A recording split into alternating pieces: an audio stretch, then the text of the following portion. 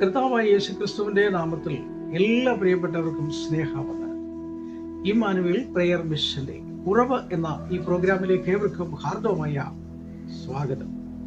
കർത്താവിൽ പ്രിയരെ, കഴിഞ്ഞ ആഴ്ചയിൽ നമ്മൾ ചിന്തിച്ചു വന്നതായിരിക്കുന്ന വിഷയം ഗിദെയോനെ കുറിച്ചായിരുന്നു. മുന്തിരിച്ചക്കിനടുക്കിലിരുന്ന് ഗോതമ്പ് വിതച്ചുകൊണ്ടിരിക്കുമ്പോൾ ദൈവത്തിന്റെ ദൂതൻ കടന്നുവന്ന് പറഞ്ഞു, ഈ ബലത്തോടെ പോക, യഹോവ നിന്നോട് കൂടെയുണ്ട്. അതൊരു ദൈവിക വിളിയായിരുന്നു. എന്തിനാണ് ഗിദെയോനെ ദൈവം കാണുകയും വിളിക്കുകയും ചെയ്തത്? അവരൊരു വലിയ പ്രതിസന്ധിയിലായിരുന്നു. അവർക്ക് മുൻപോട്ട് പോകുവാൻ കഴിയാത്ത അവസ്ഥയായിരുന്നു. ശത്രു അവരുടേതായിരിക്കുന്ന പാളയത്തിന് ചുറ്റും അവരുടേതായിരിക്കുന്ന കൃഷിയും ഫലങ്ങളും അവരുടേതായിരിക്കുന്ന സമ്പത്തുകളും ഒക്കെ കൊള്ളയടിച്ച് അവർ അവരുടേതായിരിക്കുന്ന ഭവനങ്ങളിലേക്ക് പോകുമ്പോൾ ഇസ്രായേൽ മക്കൾ നല്ല നിലയിൽ പട്ടിണിയായിരുന്നു. അതുകൊണ്ടാണ് ആരും കാണാതെ ഈ ഗോതമ്പ് വിരിക്കുന്നത്. കാരണം ശത്രുവിന്റെ കയ്യിൽ പെടാതെ വണ്ണം ഗോതമ്പ് വിരിക്കുകയാണ്. അപ്പോഴാണ് ദൈവത്തിന്റെ ദൂതൻ പറഞ്ഞത്, ഈ ത്യാഗത്തിന്റെ അവസ്ഥയിൽ നിന്നും, വേദനയുടെ അവസ്ഥയിൽ നിന്നും, ഭാരത്തിന്റെ അവസ്ഥയിൽ നിന്നും നിങ്ങളെ വിടിവിക്കുവാൻ, നിങ്ങളെ രക്ഷിക്കുവാൻ ഞാൻ നിങ്ങളോട് കൂടെയുണ്ട്. ഞാൻ നിങ്ങളെ അതിനായിട്ട് തിരഞ്ഞെടുത്തിരിക്കുകയാണ്. പ്രിയമുള്ളവരെ, ദൈവത്തിന് ഓരോ പദ്ധതികളും, ദൈവത്തിന് ഓരോ നിശ്ചയവും നമുക്ക് കാണാൻ കഴിയും. നമുക്കറിയാം, മോശ ആടുകളെ മേയിച്ചുകൊണ്ട് ഇരിക്കുന്ന സന്ദർഭത്തിൽ ഹോരേബ് പർവ്വതത്തിൽ ഒരു വലിയ അഗ്നി ഇറങ്ങി വരികയും പച്ചിലകൾ വെന്തുപോകാതെ, വൃക്ഷങ്ങൾ കരിഞ്ഞു പോകാതെ, പുല്ലുകൾ ഉണങ്ങിയും വാടിയും പോകാതെ അതിൻ്റെതായിരിക്കുന്ന ജ്വാലകൾ മുൻപോട്ട് ഉയർന്നു വന്നപ്പോൾ എന്താകുന്നു എന്നറിയുന്നതിന് വേണ്ടി ദൈവത്തിന്റെ സന്നിധിയിലേക്ക് അടുത്ത് ചെല്ലുന്ന മോശയെ നമുക്ക് കാണാം. മോശ അടുത്തിലേക്ക് ചെല്ലുന്ന സമയത്ത് പറഞ്ഞതായിരിക്കുന്ന ഒരു വാക്കുണ്ട്, മോശേ, നിന്റെ കാലിലെ ചെരുപ്പ് അഴിച്ചു വെച്ചിട്ട് നീ അടുത്തേക്ക് വരിക. എനിക്ക് ചില കാര്യങ്ങൾ നിന്നോട് സംസാരിക്കാനുണ്ട്. തടിച്ച നാവുള്ളവനും വിക്കനുമായ ഈ പ്രിയപ്പെട്ട സഹോദരൻ പറയുകയാണ്, എന്താണ് എന്നോട് പറയാൻ ഉള്ളത്? എങ്ങനെയുള്ള കാര്യങ്ങളാണ് എന്നോട് സംസാരിക്കാൻ ഉള്ളത്? അപ്പോഴാണ് പറഞ്ഞത്, മിസ്രൈമിൽ ഇസ്രായേൽ മക്കളുടെ നിലവിളി എൻ്റെ അരികിലെത്തി. അവരുടെ കണ്ണുനീര് ഞാൻ കണ്ടു. അവരുടെ നൊമ്പരങ്ങളെ ഞാൻ അറിഞ്ഞു. അവരെന്നോട് ദിനംതോറും വിളിച്ചുകൊണ്ടിരിക്കുന്ന വിളിയും അവരുടേതായിരിക്കുന്ന യാചനകളും അവരുടേതായിരിക്കുന്ന സങ്കടങ്ങളും എൻ്റെ അരികിലെത്തി.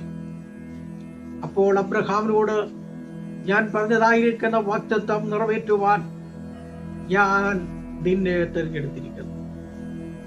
നീ അവിടേക്ക് കടന്നു പോകണം.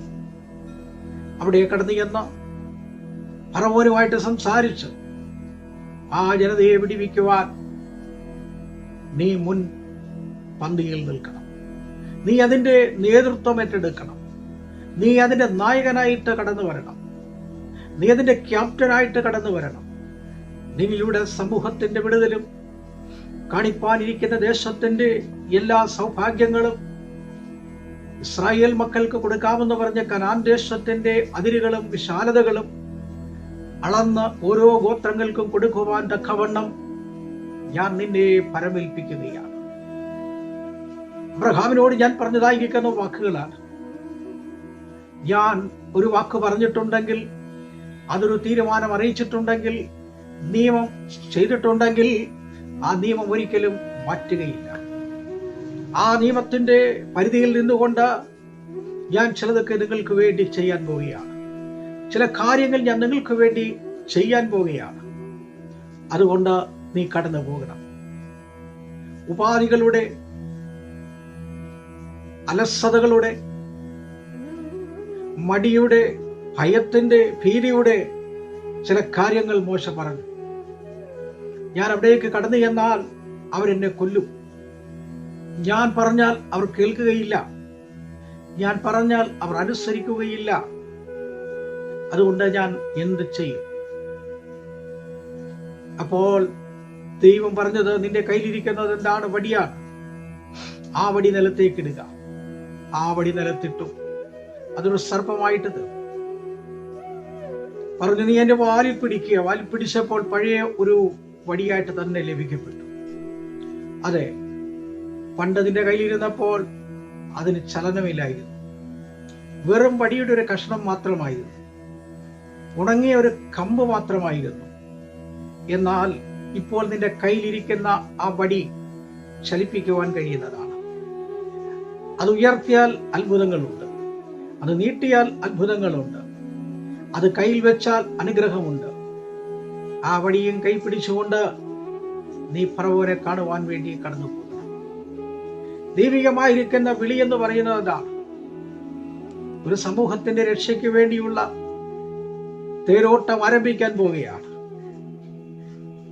രക്ഷയ്ക്ക് വേണ്ടി കംക്ഷിക്കുന്നവരെ അതിലാക്കുമെന്ന് പറയുന്നത് പോലെ രക്ഷയ്ക്ക് വേണ്ടി കാത്തിരിക്കുന്നവരെ രക്ഷിക്കുവാൻ വേണ്ടി ഒരുവൻ ഇറങ്ങി വന്നിരിക്കുകയാണ്. സാമൂഹികമായിരിക്കുന്ന മാറ്റമുണ്ടാകണം, സാംസ്കാരികമായിരിക്കുന്ന മാറ്റമുണ്ടാകണം, ശാരീരികവും മാനസികമായിരിക്കുന്ന വിടുതലുകളും അനുഗ്രഹങ്ങളും ഓരോ ഇസ്രായേൽ മക്കൾക്കും ലഭിക്കപ്പെടുവാനിടയാകണം. ദൈവത്താൽ തിരഞ്ഞെടുക്കപ്പെട്ടതായിരിക്കുന്ന തന്റെ ജനങ്ങൾക്ക് അതിശ്രേഷ്ഠവും അനുഗ്രഹവും വിശാലതയുള്ളതായിരിക്കുന്ന ഒരു ദേശം അളന്നെടുക്കാനുള്ള കാംക്ഷയോടുകൂടെ ദൈവത്തിന്റെ ദാസൻ അതിനെ ഉൾക്കാമ്പിൽ സ്വായത്തമാക്കിക്കൊണ്ട് യഹോവയായിരിക്കുന്ന ദൈവത്തിന്റെ ശബ്ദം മുറുകെ പിടിച്ചുകൊണ്ട് താൻ ഫറവോന്റെ കൊട്ടാരത്തിന്റെ പടിവാതിൽ ചവിട്ടിക്കേറാൻ ആഗ്രഹിക്കുകയാണ്. ഭയം നമ്മളെ പലപ്പോഴും പിന്നിലേക്ക് വലിക്കുന്നതാണ്.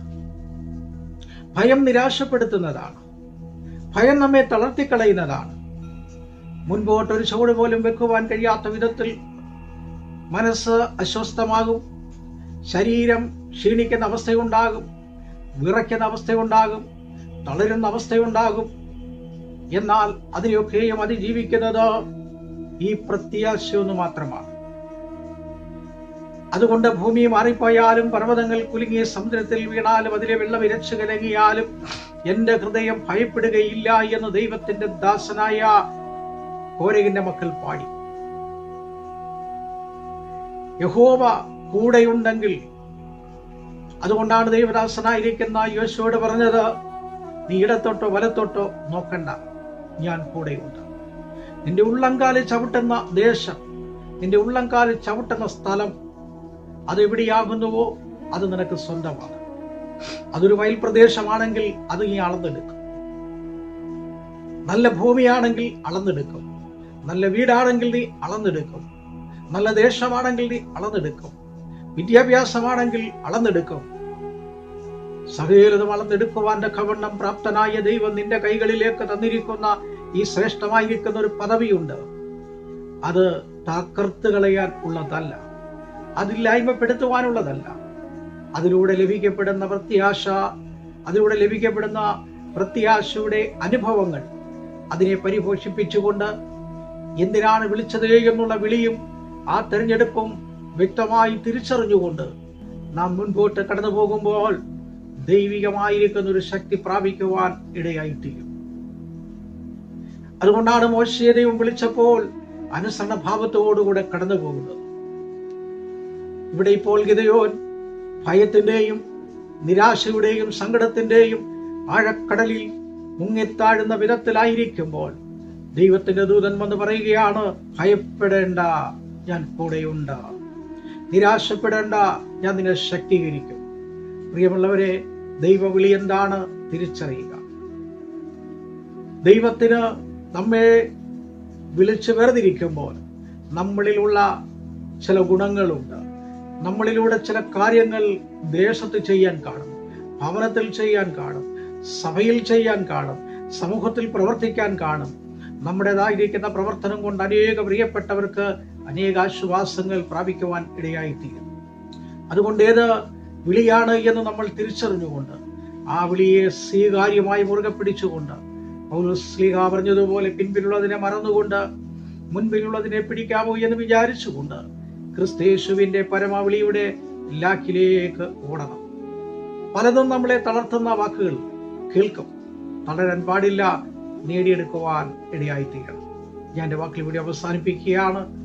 നമുക്ക് പ്രാർത്ഥിക്കാം. കരുണയുള്ള ദൈവമേ, സ്വർഗ്ഗസ്ഥ പിതാവേ, അനുഗ്രഹിക്കപ്പെട്ട ഈ നല്ല പകൽക്കാലത്തിനായിട്ട് സ്തോത്രം. വചനം കേൾക്കുന്ന പ്രിയപ്പെട്ടവരെ ഓർത്ത് ഞങ്ങൾ പ്രാർത്ഥിക്കുന്നു. രോഗികളായി കിടക്കുന്നവരെ ഓർത്ത് പ്രാർത്ഥിക്കുന്നു. പുതിയ അധ്യയന വർഷം ആരംഭിക്കുന്നു. കർത്താവെ, കുഞ്ഞുങ്ങൾ സ്കൂളിലേക്ക് കടന്നു പോകുന്നു. പ്രകൃതിക്ഷോഭങ്ങൾ വന്നുകൊണ്ടിരിക്കുന്നു. ദൈവത്തിന്റെ എല്ലാ കരുതലും കാവലും ഉണ്ടായിരിക്കണമെന്ന് പ്രാർത്ഥിക്കുന്നു. ജോലിയോടുള്ള ബന്ധത്തിൽ സ്വദേശത്തും വടക്കേ ഇന്ത്യയിലും ഇന്ത്യയുടെ വിവിധ സംസ്ഥാനങ്ങളിലായിരിക്കുന്നവരെ ഓർക്കുന്നു. അതുപോലെ കർത്താവെ, ഗൾഫ് മേഖലയിലായിരിക്കുന്നവരെ ഓർക്കുന്നു. യൂറോപ്പിലുള്ളവരെ ഓർക്കുന്നു. അമേരിക്കയിലുള്ളവരെ ഓർക്കുന്നു. എല്ലാ പ്രിയപ്പെട്ടവരെയും വിളിക്കുന്ന എല്ലാ പ്രിയപ്പെട്ടവരെ ഓർത്ത് ഞങ്ങൾ പ്രാർത്ഥിക്കുന്നു. ദൈവത്തിന്റെ എല്ലാ അനുഗ്രഹങ്ങളും കൃപകളും കൂടെ ഇരിക്കണം.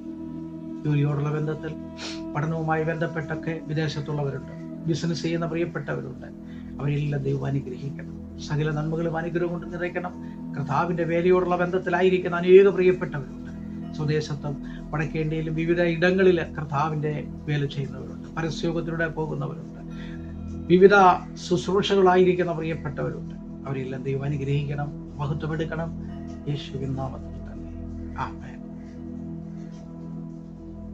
Praise the Lord. ദൈവം നമ്മളെ എല്ലാവരെയും അനുഗ്രഹിക്കുമാറാകട്ടെ.